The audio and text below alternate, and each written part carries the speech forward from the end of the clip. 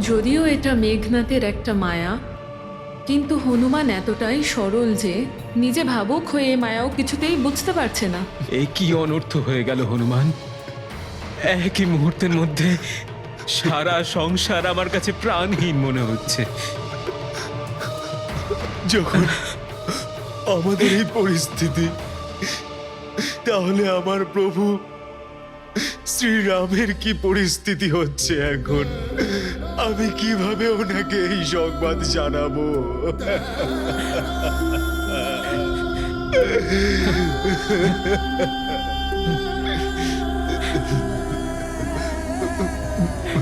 ভ্রাতা,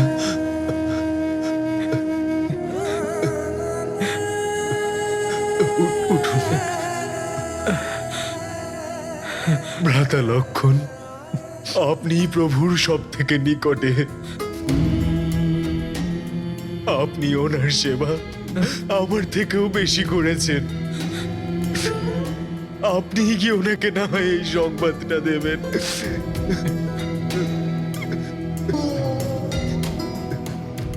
আমি তো নিজেই প্রাণহীন হয়ে গেছি হনুমান। এই সংবাদ আমি ওনাকে কি করে দেব? আমি তো ভয় পাচ্ছি যে এই সংবাদ শুনে উনি হয়তো জীবিতই থাকতে পারবেন না। আমাকে ক্ষমা করে দাও। আমি তোমার কাছে করজোড়ে মিনতি করছি হনুমান, এই সংবাদ তোমাকেই দিতে হবে।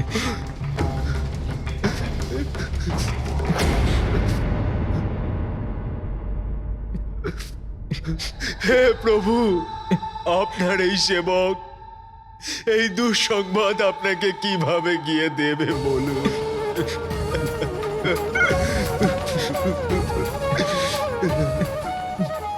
ওই দুষ্ট মেঘনাথ আমার চোখের সামনে মাতা সীতার প্রাণ কেড়ে নিয়েছে, ছিনিয়ে নিয়েছে ও প্রভুর ভালোবাসার মানুষকে। এই দুঃখের সংবাদ আমি কিভাবে দেব প্রভুকে? প্রভু,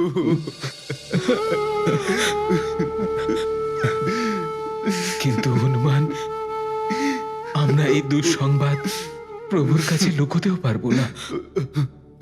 এই দুঃসংবাদ আমাদের ওনার কাছে পৌঁছাতেই হবে।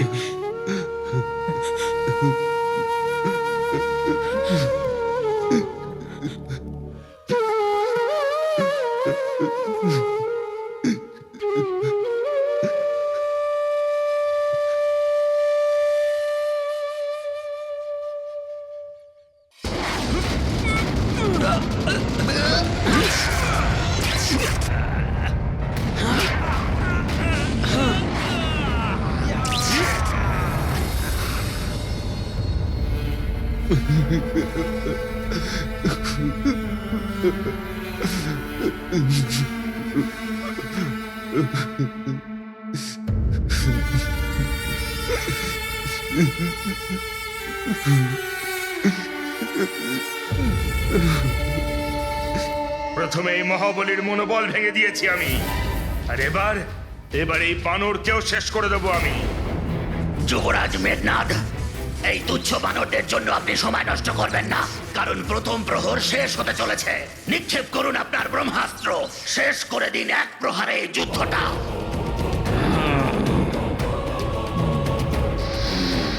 এই রাক্ষসরা পুনরায় কোনো ভয়ঙ্কর কিছু করার পরিকল্পনা করছে। আমাদের ওদের আটকানো উচিত। যাও বিদ্যুৎ জিহ্বা। আমি এই বানরদের আটকাচ্ছি, আপনি আপনার অস্ত্র দিয়ে প্রহার করুন যুবরাজ মেঘনাদ।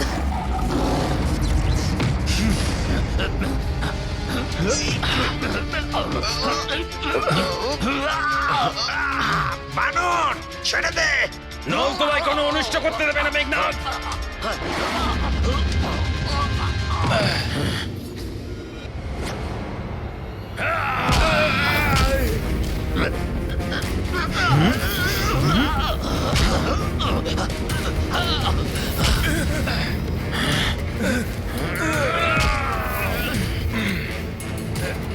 আমরা কখনো পূর্ণ হতে দেব না তোমার কপট ষড়যন্ত্র মেঘনাদ।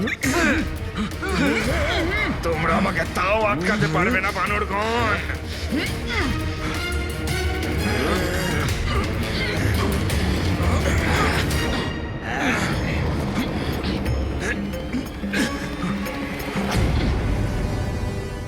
এই বানর মহাযোদ্ধাদের উৎসাহ আর বীরত্ব দেখে আমি আরো আশ্বস্ত হয়ে পড়েছি।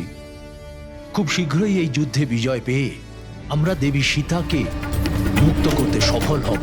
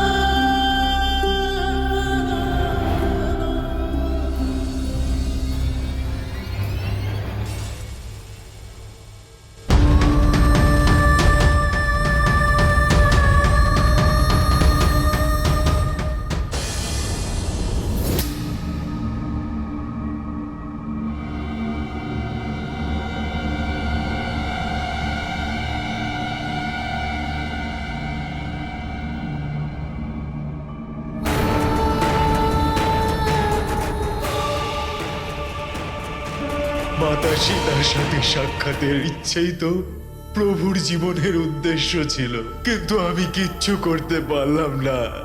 আমি এতটাই অভাগা যে এই দুঃসংবাদ প্রভুকে দিতে চলেছি আমি। আরে হনুমান, তুমি অবশ্যই হাসি মুখে ফিরবে, আমার পূর্ণ বিশ্বাস ছিল।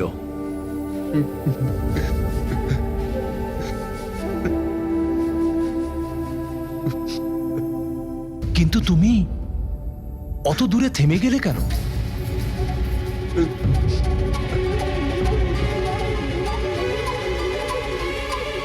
ওহ, আমি বুঝতে পেরেছি। সীতার সাথে আমার পুনর্মিলনের কল্পনা করে তুমি আবেগতাড়িত হয়ে পড়েছ, আর নিজের কল্পনার সেই চিত্র আমার কাছে লুকোচ্ছ।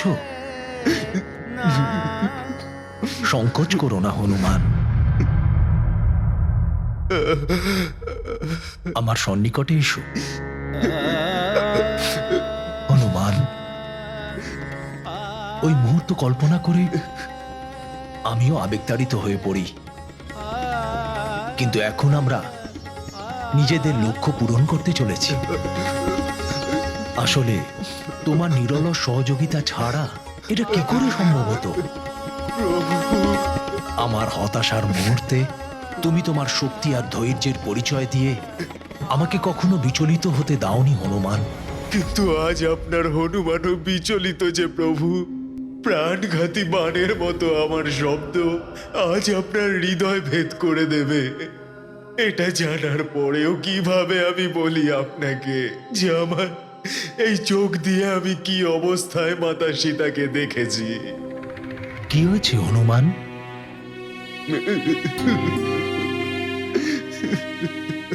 দেবী সীতার নাম শোনা মাত্র তোমার মুখশ্রী 100 সূর্যের উজ্জ্বলতায় ভরে যায়। আজ আমার মুখে তার নাম শুনে তোমার মুখশ্রীতে এই পীড়ার প্রতিফলন কেন?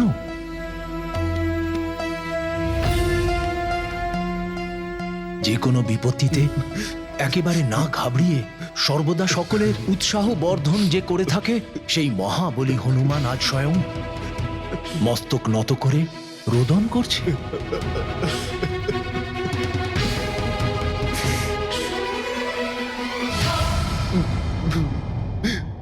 এর কারণ কি হতে পারে হনুমান?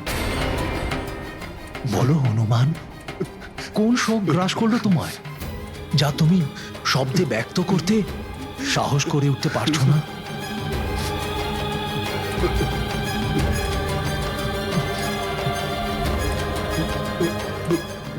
হনুমান, আমার হৃদয় অনেক আশঙ্কায় পরিপূর্ণ হয়ে পড়ছে।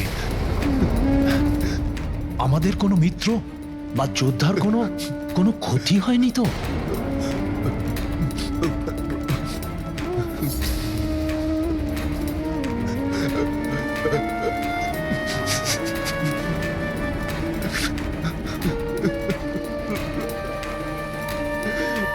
প্রভু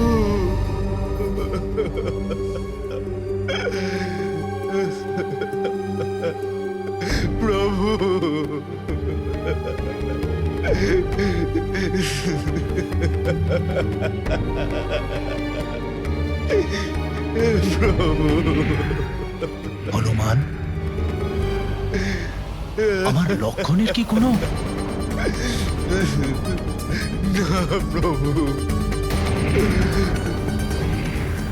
জাম্বুবান মহারাজকে দেখতে পাচ্ছি না। তার তার কিছু হয়নি তো হনুমান?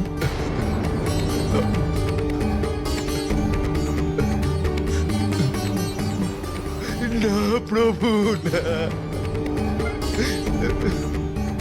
হনুমান, তোমার নেত্র থেকে বয়ে চলা নিরন্তর এই অশ্রু কোনো অশুভের সংকেত বয়ে এনেছে। হ্যাঁ প্রভু, হ্যাঁ। শীঘ্র বলো হনুমান, তোমার বেদনার কারণ কি? প্রভু,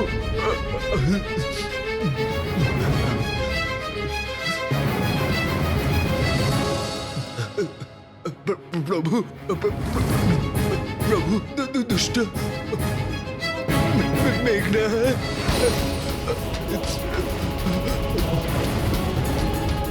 মাতা, প্রভু, মাতা, মাতা সীতা।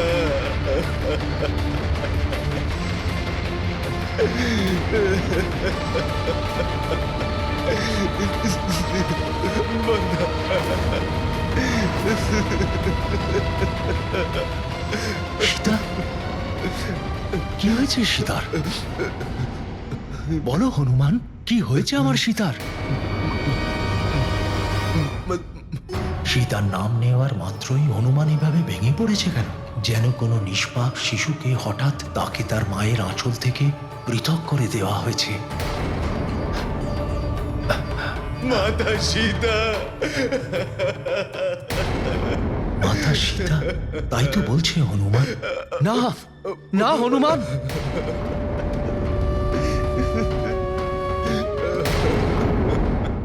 এটা অসম্ভব, এটা এটা অসম্ভব। যতক্ষণ ওনার রাম জীবিত, সীতার কি করে ক্ষতি হতে পারে?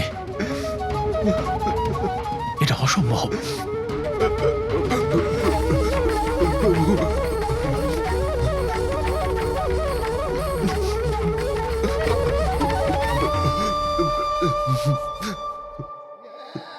প্রভু, ওই ওই অধর্মী মেঘনাদ মাতা মাতা মাতা সীতাকে মাতা সীতাকে প্রভু হত্যা করেছে।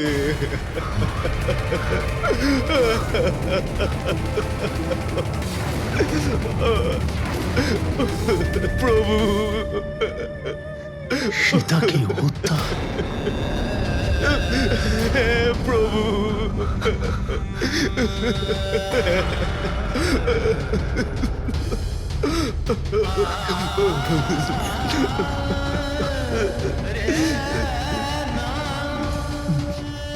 এটা সম্ভব নয়, এটা সম্ভব নয়। জল ছাড়া সাগর, সূর্য ছাড়া পৃথিবী, প্রাণ ছাড়া জগৎ, সেরকমই সীতা রহিত রামের জীবন অসম্ভব। এরা একে অন্যের পূরক। আমাদের দুটো শরীর অবশ্যই, কিন্তু একটা প্রাণ আমরা। যদি সীতা না থাকে, তাহলে এই রাম নিষ্প্রাণ হলো না কেন? এটা সম্ভব নয়, সম্ভব নয় এটা।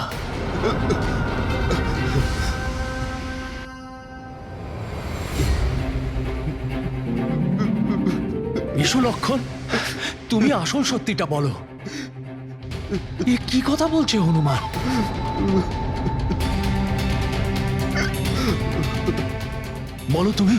বলো তুমি এটা সত্যি নয়। হনুমান ভুল বলছে।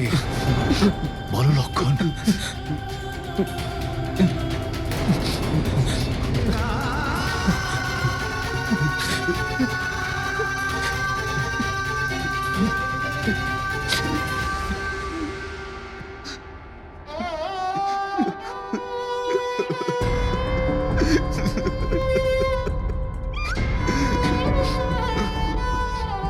প্রভু, আপনাকে মিথ্যা কিভাবে বলবো আমি, বলুন? আমি স্বয়ং ওই ঘটনার প্রত্যক্ষদর্শী, ওই দুষ্ট পাপী মেঘনাদ মাতা সীতাকে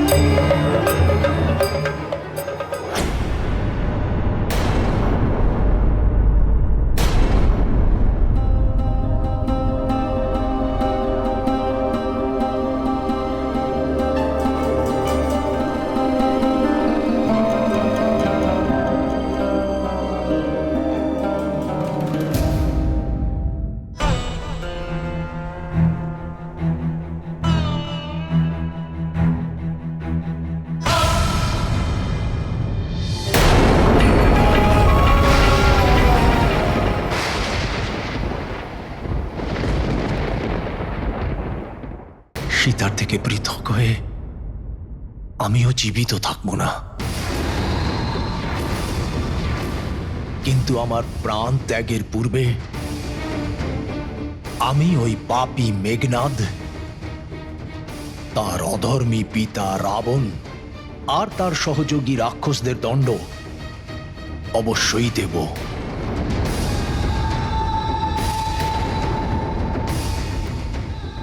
এবার ওদের আমার সম্মুখীন হতে হবে, আমার ব্রহ্মাস্ত্রের সম্মুখীন।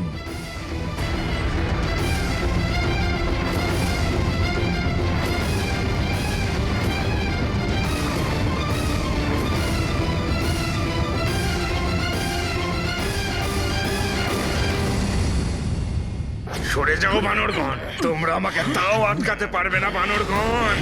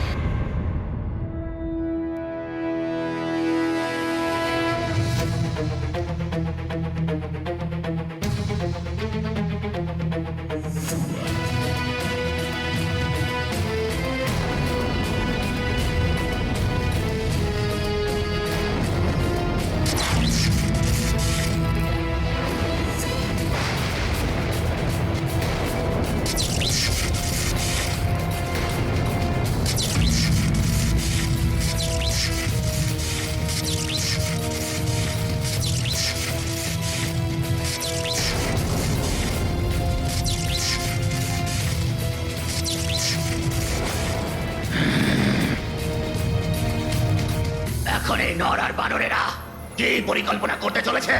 মনে হচ্ছে যে এই বনবাসী কোনো দিব্যাস্ত্রকে আহ্বান করবে এবার। কিন্তু তার আগেই মেঘনাদ তার সর্বনাশী আঘাত দিয়ে সবাইকে হতচকিত করে দেবে। ওম ব্রহ্মায় নমঃ। আর কোনো ক্রিয়া করব না আমি। পিতাশ্রীকে যে কথা আমি দিয়েছিলাম পালন করব।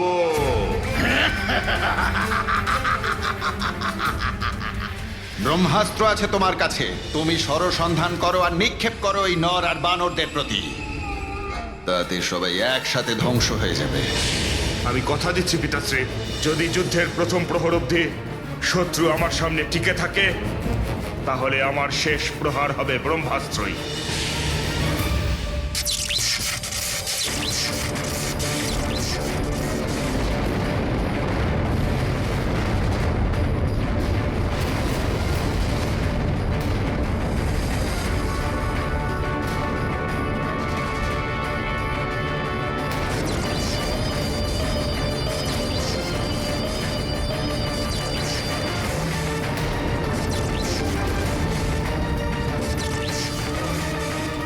প্রভু ব্রহ্মাস্ত্র নিক্ষেপ করলে তো সর্বত্র সর্বনাশ নেমে আসবে, কিন্তু কিন্তু এই অবস্থায় কে ওনাকে আটকাবে? হ্যাঁ,